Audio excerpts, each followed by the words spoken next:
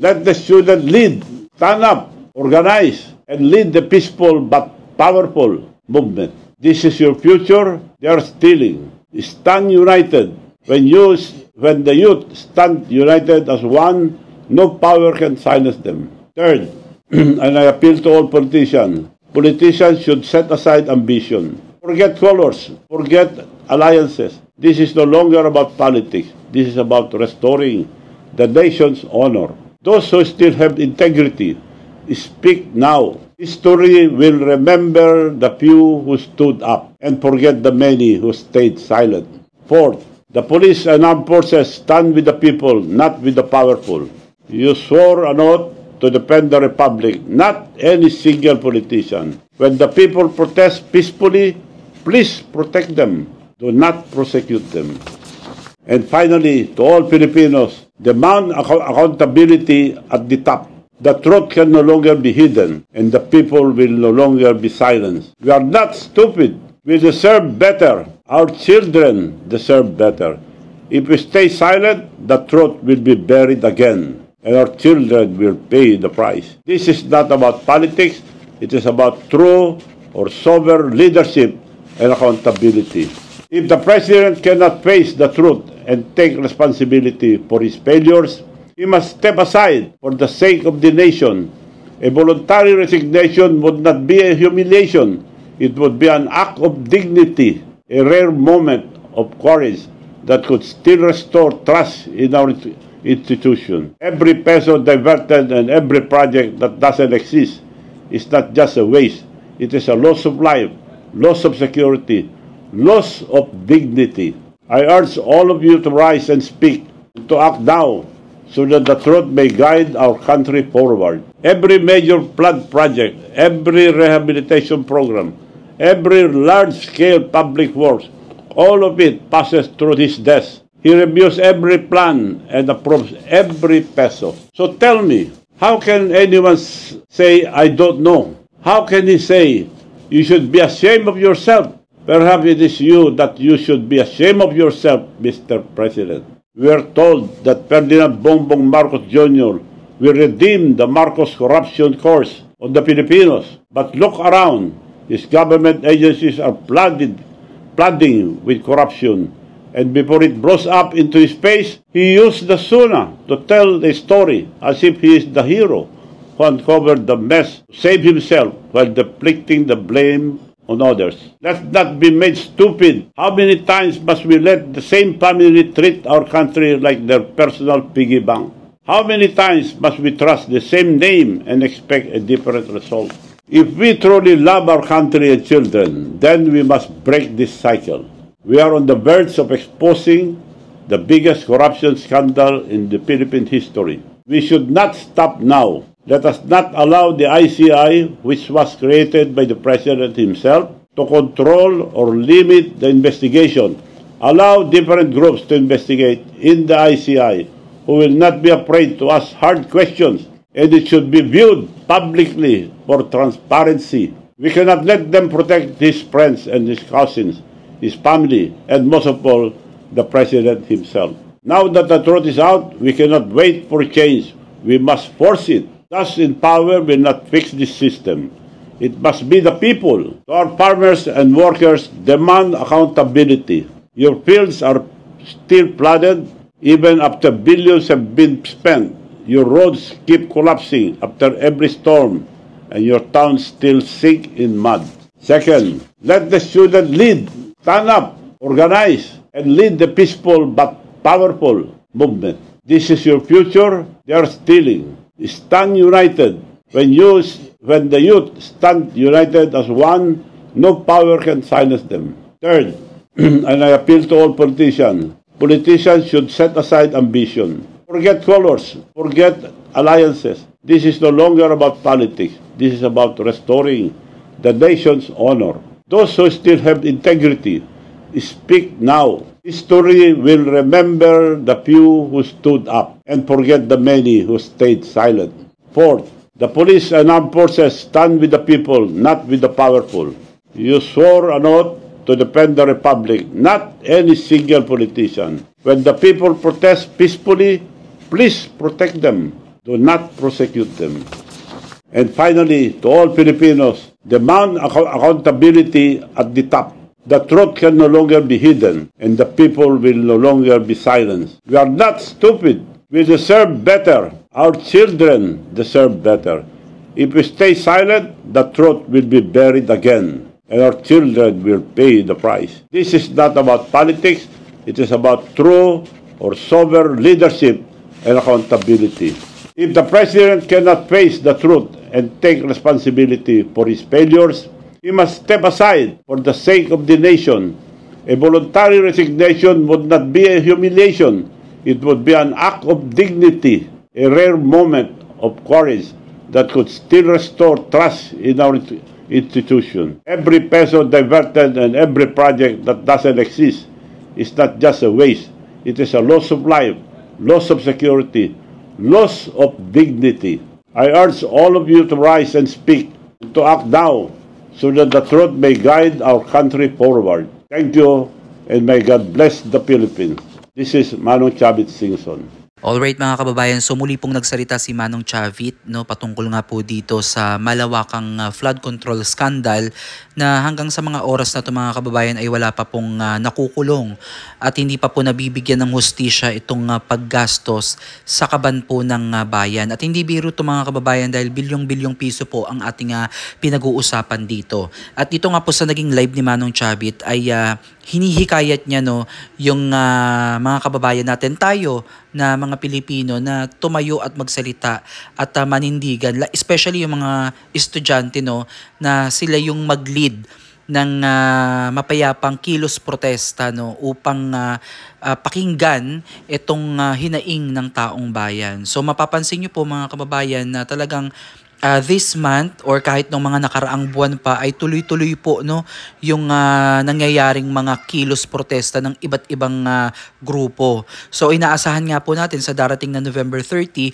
ay isa daw tong malaking pagtitipon at mas malaki pa to, no, nung September 21st na ginawa sa Luneta at dito sa may Minjola. So this time mga kababayan, itong parating na November 30 ay isang malaki daw to, no, na pagkilos upang labanan po yung corruption. So napag-usapan din dito yung tungkol sa ICI kung saan hindi po sumasang-ayon si Manong Chavit, no. Well, para sa akin, ako din po ay personally hindi din po ako believe, no, dito sa ICI dahil sino nga naman talaga ang nagtalaga niyan? Syempre ang Pangulo ng Pilipinas na si Bongbong Marcos, no. At alam naman po natin na talagang hindi transparent, no, kasi doon pa lang sa hindi nila ipinapakita o isinapupubliko yung kanilang napag-uusapan, mahirap ng paniwalaan yon. Pera ng taong bayan yan, kaya dapat mag-demand tayo na kung ano yung mga napag-uusapan nila o ano yung mga ongoing process, kung ano na ba yung estado ng pag-iimbestiga nila, ay dapat naka-public po yan. O kaya real-time or naka-live na pinanonood natin yan, no? Para at least alam natin kung paano yung mga tanong, ano ba yung mga tanong, baka yung mga tanong dyan, mga mabababaw na katanungan lang yan. Kasi ilang buwan na mga kababayan, no? Hindi pa rin po nabibigyan ng hustisya, although may mga tao na lumutang ang pangalan at talagang maingay na, no, na pinag-uusapan, pero wala pa rin pong nabibigyan ng kaparusahan. Kaya talagang mahirap paniwalaan mga kababayan at sana ito ay bigyang pansin, no, ng ating gobyerno na wala nang nagtitiwala pa dito sa ICI na to.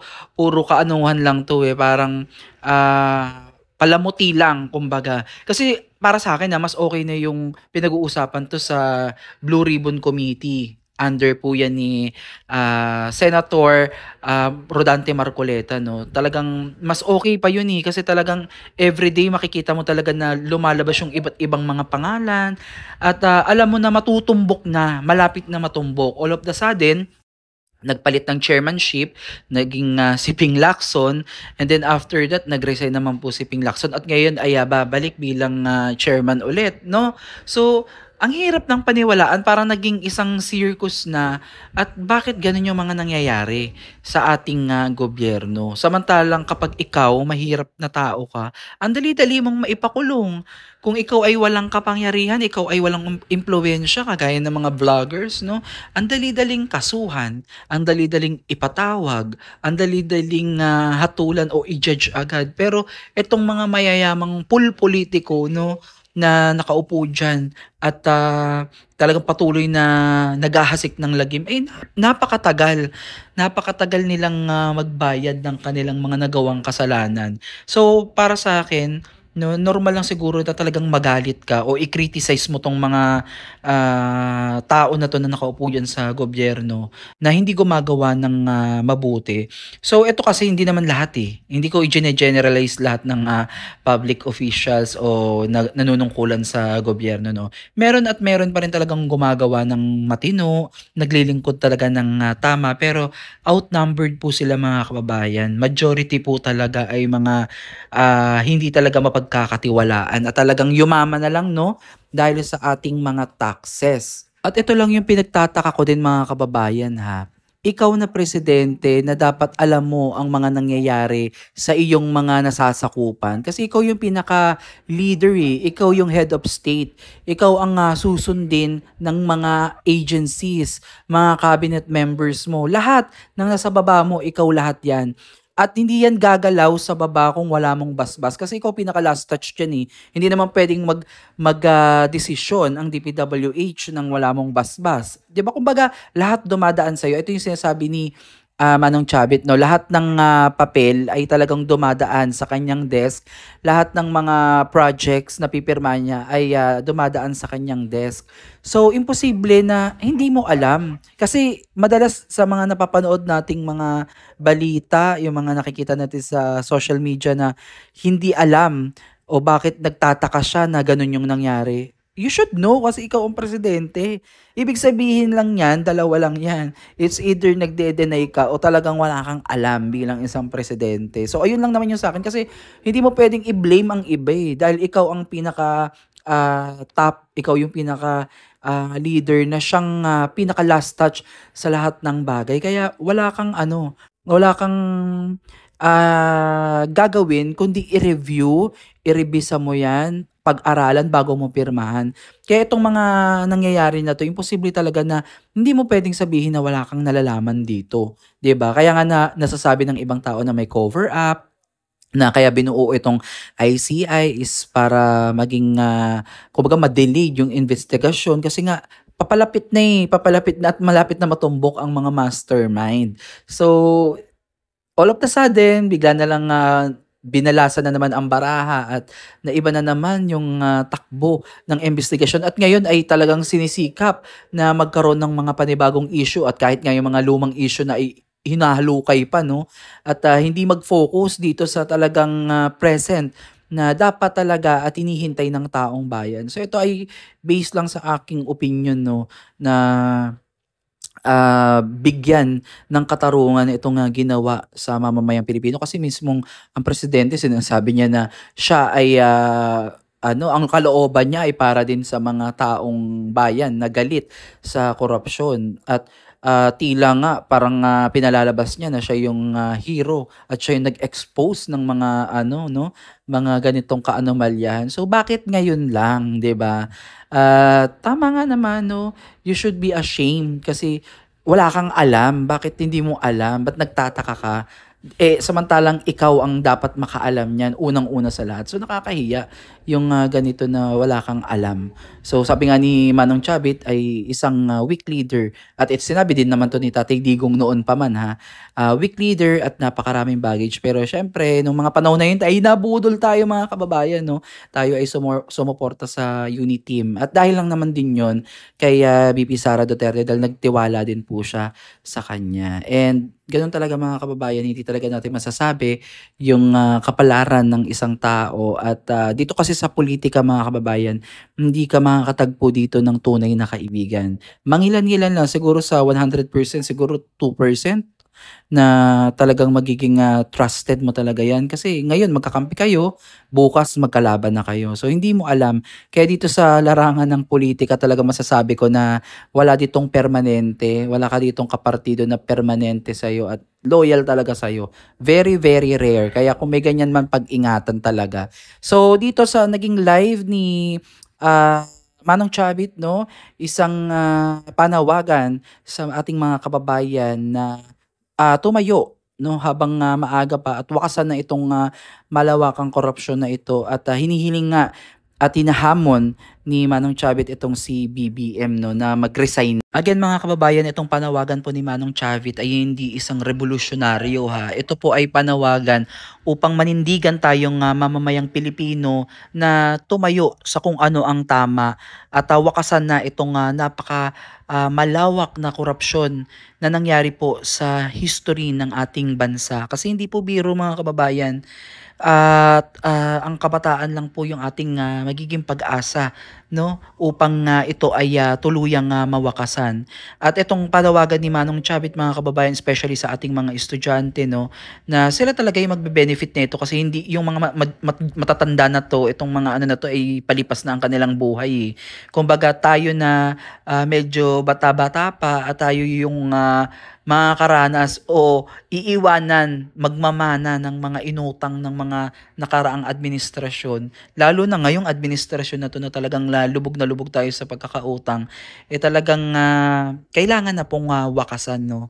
Wala namang, again, walang masamang mangutang mga kababayan, lalo na kung dito sa mga kagaya ng infrastructure, healthcare or what, kasi maganda talaga tong infrastructure kung gagamitin sa tama, kasi isa sa magpapaunlad yan ng ating ekonomiya. Kaya lang, syempre, napunta lang sa iilang bulsa ng mga kawatan, kaya talagang tayo ang nagsasuffer. At proven and tested naman yan dahil dito sa mga nagdaang bagyo at napakarami nga po ang flood control na palpak at yung iba substandard. At pinaka-worst, ghost project pa. So talaga nakakalungkot mga kababayan. Imagine ninyo, nagbabayad tayo ng tax. Talagang nakakagalit, no? Kasi tayo wala tayong holiday sa taxes. Talagang pagka bayaran na ng tax, babayad ka na talaga. Hindi ka naman pwedeng pumalya. Kasi kapag pumalya ka, it's either magkakaroon ka ng penalty or kung ano pa yung mga surges na yan. Kaya talagang napakahirap po mga kababayan na tanggapin yung ganito na lamang. Kaya talagang mabigyan dapat ng hustisya at transparency, accountability itong lahat ng nangyayari po sa ating pera na binabayad, mga taxes na binabayad natin. Again, maraming salamat mga kababayan. Please comment down below ang inyong mga opinion, sentimiento o komento dito po sa naging pahayag po ni Manong Chavit. Maraming salamat.